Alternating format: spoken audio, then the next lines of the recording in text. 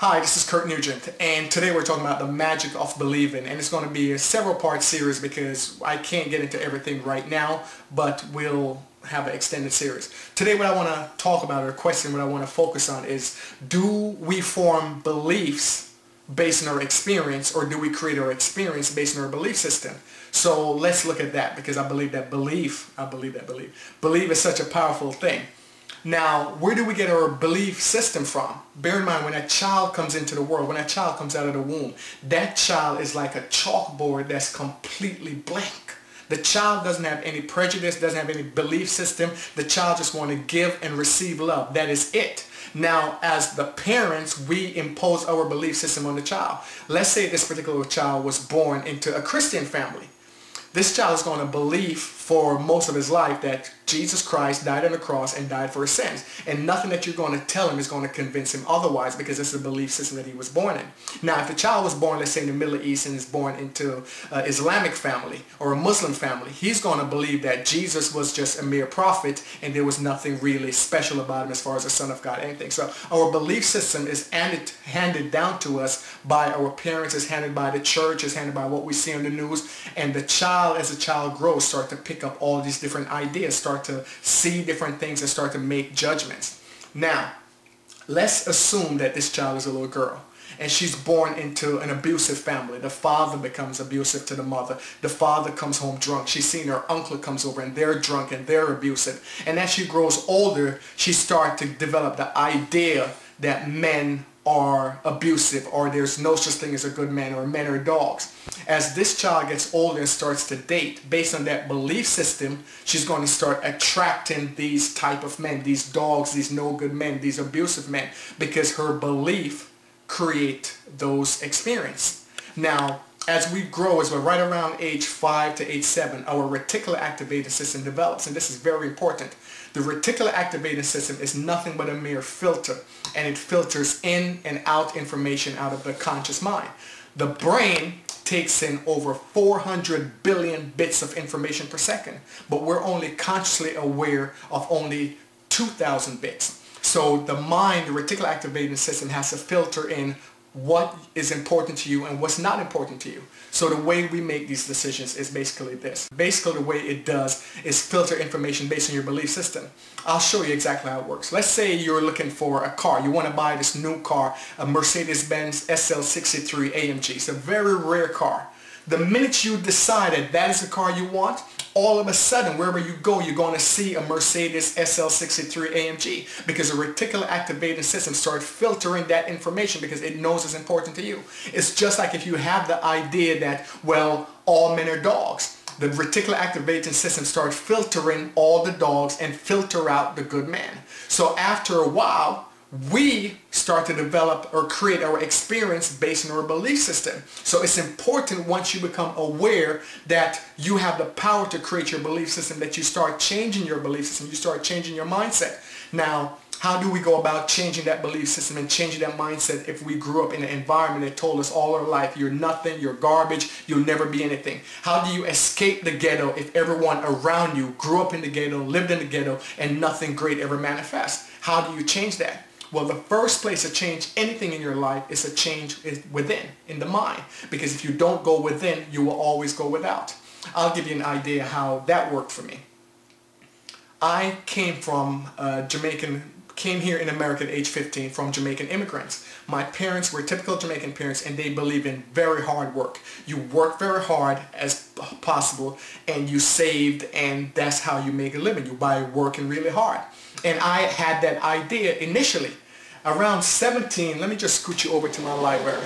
Around 17 years old, I came in contact with a book called The Magic of Believing. This was the first book I read that was mandatory.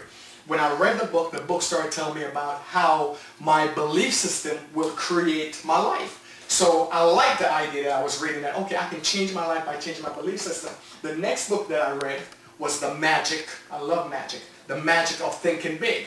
This book told me you don't have to settle for the little ideas. You can have bigger ideas and you can manifest these big ideas. So what I started doing, I had this job and I would go, it was a sales position, and I would visualize Just from what I learned in this book, I would visualize my checks growing from $400 per week to $500, $600, $700, and it happened. $800, $900, $1,000. I was 19 years old bringing home $1,000 per week, $1,200, $1,400. I wanted more information because this was definitely working for me. My belief system was beginning to change.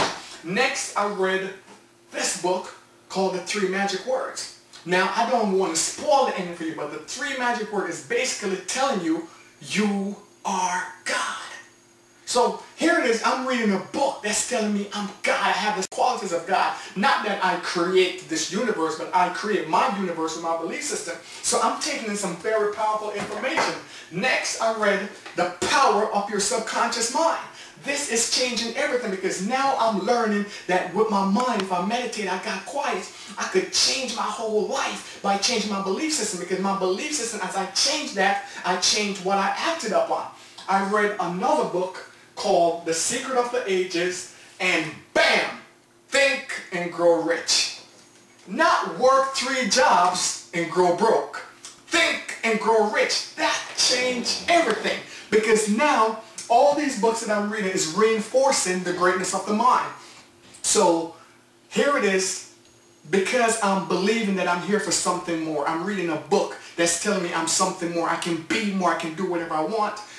I'm beginning to create friction in my family because I want to stay on a job more than a month or 2 months, 6 months tops, because I got on the job and realized this job is not going to lead me to my greatness. I know I didn't leave all the way from Jamaica to sell a damn couch at Siemens Furniture. I came here for something more.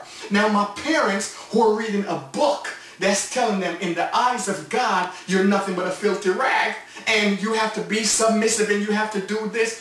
They stayed on a job for 20 years. My mom stayed on a job that she absolutely hated. Came home and complained every day. So she couldn't understand me going on a job, and 2 weeks later I'm walking off saying, I quit. I can do something more from this, because we were taking a different belief system. I was reading something that's telling me I could do more.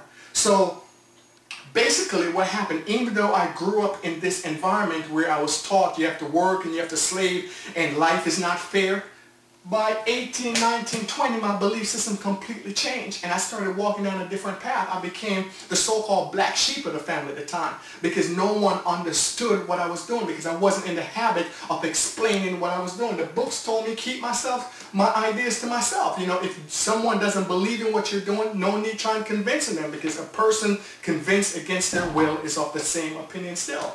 So now, 20 years in the future, everything is manifesting. No one sees me as irresponsible or the black sheep, because they kind of understood what it was that I was doing. But at the time, no one understood it.